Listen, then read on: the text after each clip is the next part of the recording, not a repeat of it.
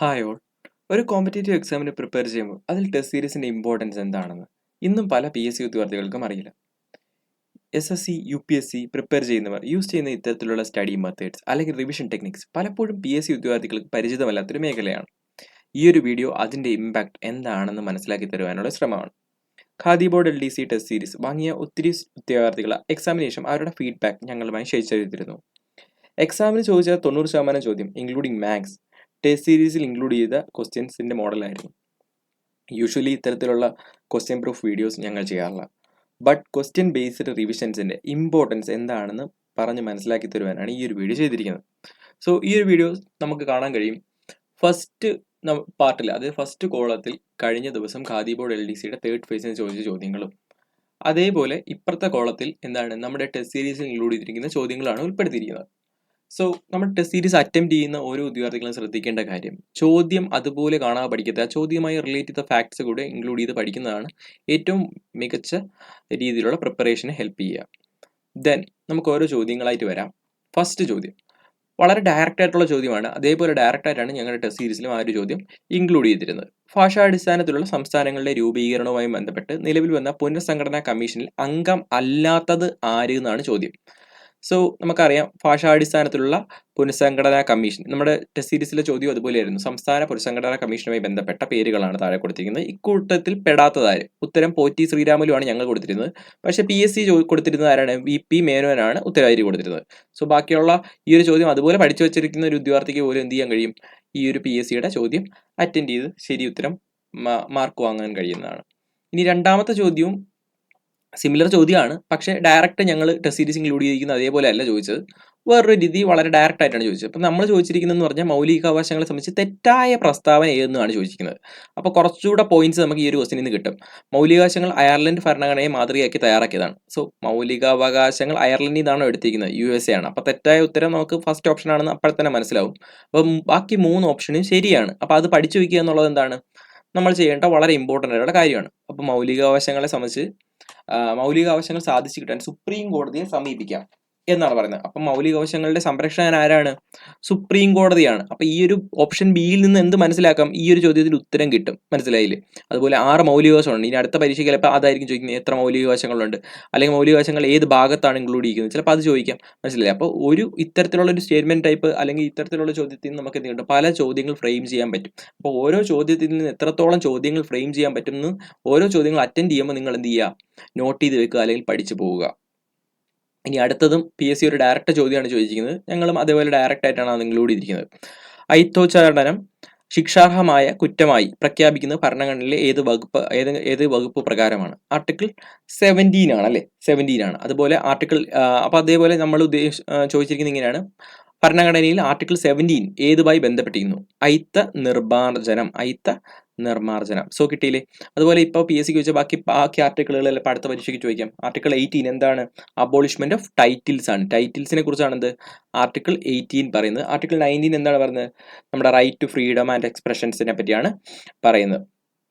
Article 19. അതുപോലെ article 20 എന്താണ് പറയുന്നത്? Protection in respect of conviction of offences ആണ് പറയുന്നത്.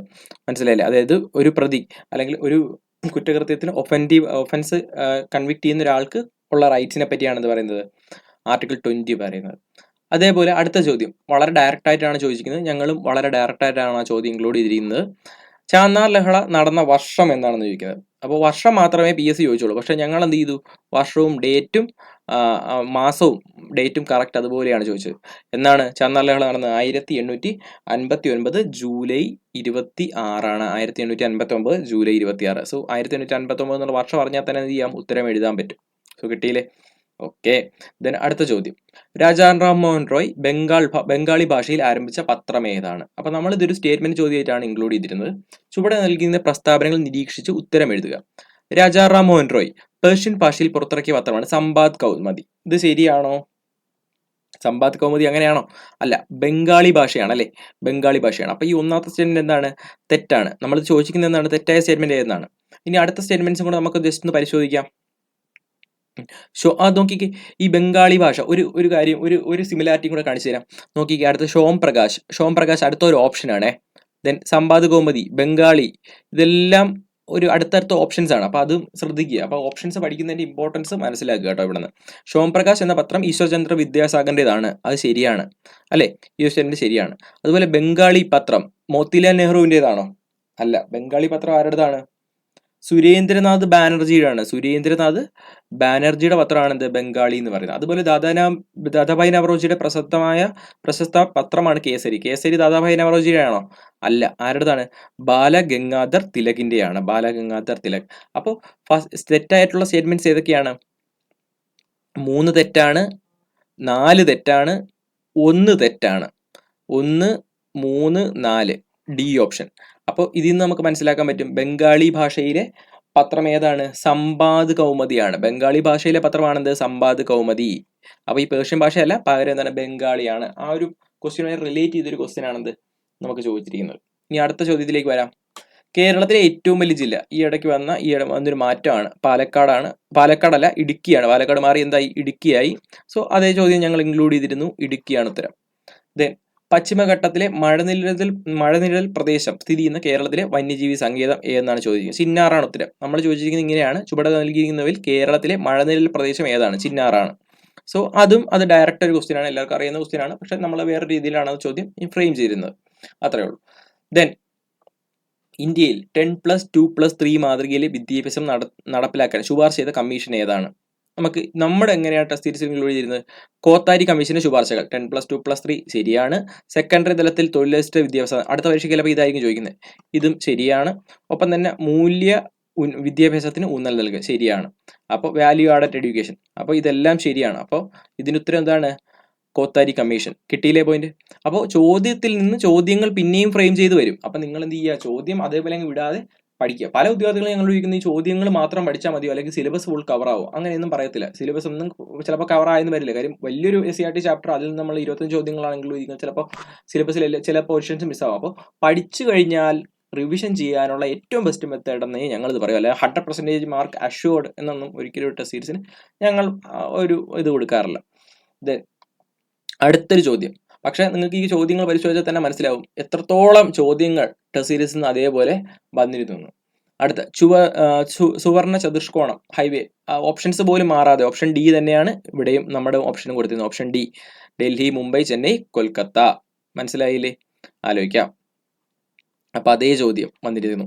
അടുത്ത ഇന്ത്യക്കകത്തും പുറത്തുമുള്ള ഇന്ത്യൻ കലകളുടെ പ്രചാരണം ലക്ഷ്യമിട്ടുകൊണ്ട് ന്യൂഡൽഹി ആസ്ഥാനമായി പ്രവർത്തനം ആരംഭിച്ച സ്ഥാപനം അതേ സ്ഥാനം തന്നെ. ഇന്ത്യക്കകത്തും പുറത്തും ഇന്ത്യൻ കലകളുടെ പ്രചാരണം സ്ഥാപനം ഏതാണ്? ലളിതകലാ അക്കാദമി. ഓപ്ഷൻ എ തന്നെ. രണ്ടുപേർക്ക് ഓപ്ഷൻ എ. ഓപ്ഷനിൽ പോലും മാറ്റമില്ല കേട്ടോ, സെയിം ഓപ്ഷൻസ് ഒക്കെയാണ്. ദെൻ വന്ദേ മാതരം എന്ന ദേശീയ ഗാനത്തിന്റെ രചയിതാവ് ആരാണ്? ഇവിടെ ചോദിച്ചിരിക്കുന്ന വന്ദേ മാതരം എഴുതിയതാരെന്നാണ്, ബങ്കിംചന്ദ്ര ചാറ്റർജി. എന്നാൽ ഞങ്ങൾ ചോദിച്ചത് ദേശീയ ഗീതത്തിന്റെ സംഗീതം നൽകിയതാരാണ്? ആരാണ്? ജഗുനാഥ് ഭട്ടാചാര്യ. സോ അത് ആലോചിച്ച് വെച്ചേക്കാം. അപ്പോൾ ഈ ഒരു ദേശീയ ഗീതം എന്ന് പറയുമ്പോൾ നമ്മൾ അതിനെ പറ്റി റിലേറ്റ് ചെയ്ത ബാക്കിയുള്ള ഓപ്ഷൻസുകളെല്ലാം പഠിക്കണം. സോ അത്രയേ ഉള്ളൂ. ചിലപ്പോൾ ഇനി അടുത്തതിൽ കറക്റ്റായിട്ട് ഇതേ ചോദ്യം തന്നെ ഫ്രെയിം ചെയ്ത് വരും. മനസ്സിലായോ? സാധ്യതകളുണ്ട്. അടുത്ത് തിരുവിതാംകൂറിൽ രാഷ്ട്രീയ പ്രക്ഷോഭങ്ങൾക്ക് തുടക്കം കുറിച്ച സംഭവം ഏത്? ഇതൊരു ഡയറക്റ്റ് ചോദ്യമാണ്. പക്ഷേ ഞങ്ങൾ ഒത്തിരി സ്റ്റേറ്റ്മെന്റ് ടൈപ്പ് ആയിട്ടാണ് ഇത് ടെസ്റ്റ് സീരീസ് ഇൻക്ലൂഡ് ചെയ്തിരുന്നത്. തിരുവിതാംകൂറിൽ രാഷ്ട്രീയ പ്രക്ഷോഭത്തിന് തുടക്കം കുറിച്ചത് ഈഴവ മെമ്മോറിയലാണ്. അത് തെറ്റാണല്ലേ? ഏതാണ്? മലയാളി മെമ്മോറിയൽ ആണ്. സോ എ ആണ് ഉത്തരം വരിക. ഇതിന്റെ ഉത്തരം എ ആണ്. പക്ഷെ നമ്മുടെ സ്റ്റേറ്റ്മെന്റിൽ ഈ ഒരു സ്റ്റേറ്റ്മെന്റ് തെറ്റാണ്. ശരിയായ സ്റ്റേറ്റ്മെന്റ് ചോദിക്കുന്നത്. അപ്പോൾ ഈ ഫസ്റ്റ് സ്റ്റേറ്റ്മെന്റ് തെറ്റാണെന്ന് മനസ്സിലായി. അടുത്തത് എന്താണ്? തിരുവിതാംകൂറിൽ ദിവാനായിരുന്ന സർ CP രാമസ്വാമി അയ്യരുടെ ഭരണപരിഷ്കാരത്തിനെതിരെ 1946 നടന്ന സമരമാണ് പുന്നപ്രവേല. അത് ശരിയാണ്. സർക്കാർ ഉദ്യോഗങ്ങളിലും നിയമസഭകളിലും ജനസംഖ്യാനുപാതികമായി സംവരണം വേണമെന്ന് ആവശ്യപ്പെട്ടുകൊണ്ട് ക്രിസ്ത്യൻ, മുസ്ലിം, ഈഴവ സമുദായങ്ങൾ ചേർന്ന് മലബാറിൽ ആരംഭിച്ച പ്രക്ഷോഭമാണ് നിവർത്തന പ്രക്ഷോഭം. മലബാറിലാണോ? അല്ല, തിരുവിതാംകൂറിലാണോ? അപ്പോൾ ഈ ഒരു സ്റ്റേറ്റ്മെന്റ് എന്താണ്? തെറ്റാണ്. 1ഉം 3ഉം തെറ്റാണ്. 1ഉം 3ഉം തെറ്റായിട്ടുള്ള ഇതുണ്ട്. ദെൻ ഇത് മാത്രമേ ഉള്ളൂ.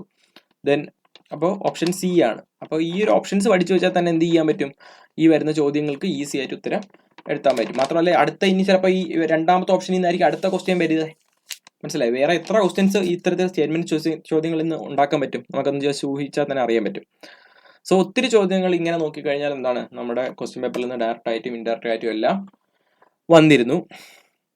ഇപ്പോൾ നമ്മൾ LDC ടെസ്റ്റ് സീരീസിന്റെ വർക്കിലാണ്.